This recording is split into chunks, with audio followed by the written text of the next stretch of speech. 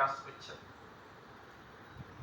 এইভাবে হযরতে দাউদ আলাইহিস সালাতু ওয়াস সালাম কামারের কাজ করতেন, দাসিনী খন্তা কুড়াল এগুলি বানাইতেন তিনি।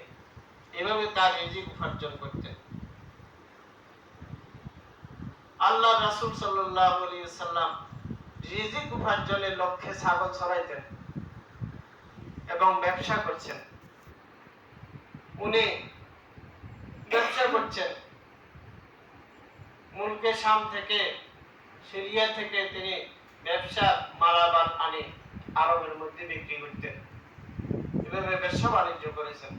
সাহাবায়ে কেরাম ব্যবসা বাণিজ্য করেছেন। হাজারো প্রমাণ এভাবে পাওয়া যাচ্ছে। নিজ হাতে কামাই করছেন, ব্যবসা করছেন, হালাল রিজিক অন্বেষণ করছেন, উপার্জন করছেন।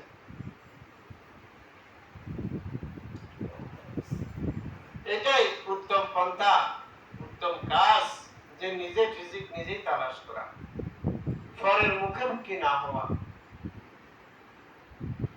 আল্লাহ রাসূল সাল্লাল্লাহু আলাইহি সাল্লামের হাদিসের মধ্যে ঘটনা, রাসূলুল্লাহ সাল্লাল্লাহু আলাইহি সাল্লামের কাছে এক ব্যক্তি ভিক্ষার জন্য আসছে, সাহায্যের জন্য আসছে, ভিক্ষা করার জন্য আসছে।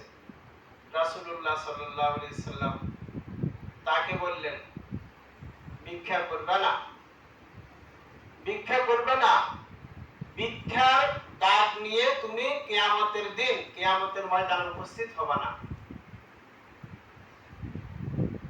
তার চেয়ে তোমার জন্য উত্তম হবে, যাও তুমি কাঠ কাটো, কাঠ কাটিয়ে সেগুলা বাজারে নিয়ে বিক্রি করো।